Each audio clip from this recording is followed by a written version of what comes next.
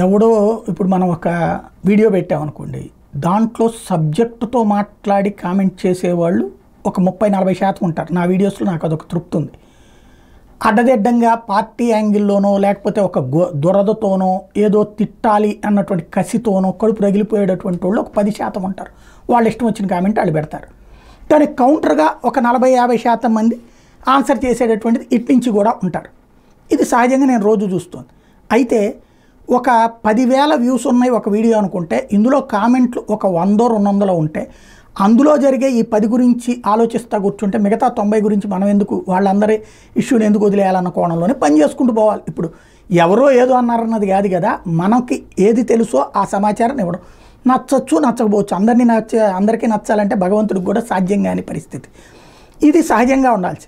అయితే నెటిజన్స్ అన్న పేరుతో మోడీ మీద విషయం చిమ్మే ఒక కథనం రాసుకొచ్చింది నా ఆంధ్రజ్యోతి. ఏంటంటే ప్రధాని మోడీపై పుతిన్ గుర్రు ఏంటంటే,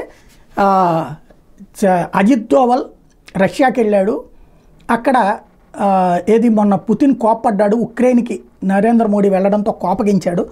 ఆ కోపంతో వెంటనే భయపడ్డటువంటి నరేంద్ర మోడీ అర్జెంటుగా అజిత్ దోవల్ని పంపించాడు. ఎందుకంటే అజిత్ దోవల్ నరేంద్ర మోడీల మధ్యన జరిగినటువంటి వీడియో కాన్వర్సేషన్ని వీడియో రికార్డ్ చేసి స్పుత్నిక్ వాళ్ళకి సంబంధించినటువంటి పత్రిక హైలైట్ చేసింది. ఇదే స్పుత్నిక్ ఇంతకుముందు చంద్రబాబు గారితో అమెరికా మాట్లాడిందని కూడా రాసింది. అప్పుడు రాయలేదు ఈనాడు ఆంధ్రజ్యోతి. ఇప్పుడు దీంట్లో మాత్రం స్పుత్నిక్ వార్తని హైలైట్ చేస్తూ దాన్ని చూస్తే కనుక నెటిజన్స్ కింద చెప్పారు, పట్టి మాట్లాడుతున్నాడు దోబల్, దాంతో భయపడ్డట్టున్నాడు, నరేంద్ర మోడీ భయంతో అర్జెంటుగా పంపించినట్టున్నాడు అని. కామన్ సెన్స్ ఉంటే ఆయన మాట్లాడేది రష్యాలో, పుతిన్ రష్యన్ లాంగ్వేజ్లో, ఈయన మాట్లాడేది ఇంగ్లీష్, అర్థమయ్యే విధంగా జాగ్రత్తగా మాట్లాడతారు. నెంబర్ 1. రెండవది, పుతిన్ దగ్గరికి అజిత్ దోబల్ వెళ్ళాక చైనా వాడు లడఖ్లో నుంచి సైన్యాన్ని వెనకబట్టుకుపోయాడు అంటే నరేంద్ర మోడీ చేసినటువంటిది ఉపయోగపడింది అక్కడ. ఇంకొకటి, పుతిన్కి ముందే చెప్పినే వెళ్ళాడు మోడీ, వచ్చిన తర్వాత ఇంటిమేట్ చేశాడు, అంతా జరిగిపోయింది. అదే పుతిన్ రేపు పొద్దున మళ్ళీ జరగబోయే బ్రిక్స్ సదస్సుకి రమ్మనమని చెప్పడం, ఆ బ్రిక్స్ సదస్సులో ప్రత్యేకించి మీటింగ్ అని చెప్పడం.